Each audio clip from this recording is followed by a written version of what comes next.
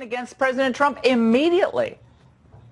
Impeachment is a long way down the road. We don't have the facts yet, but we're going to initiate proper investigation. We do not now have the evidence all sorted out and everything to do an impeachment. Before you impeach somebody, you have to persuade the American public that it ought to happen. Actually, that's not in the Constitution either, but whatever, that's the Constitution. But a separate question, isn't that what Nadler has been trying to do with his recent impeachment media tour?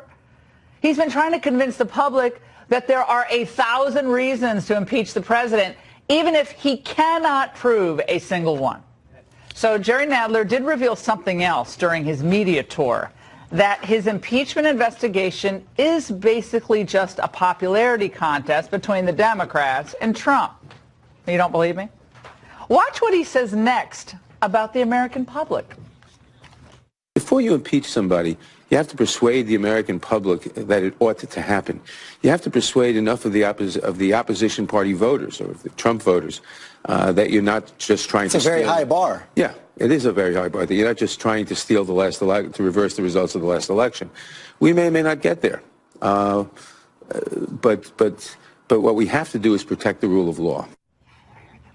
Joining me now is Ari Fleischer, former White House press secretary for Bush 43 and a Fox News contributor. Also with me, former Florida Attorney General Pam Bondi. All right, Ari, let's start with you.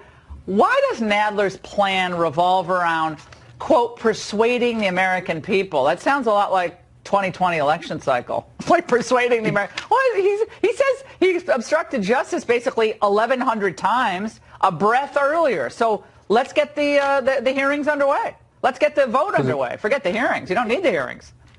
If you don't have the facts and you don't have the events, you just have a PR campaign. And that's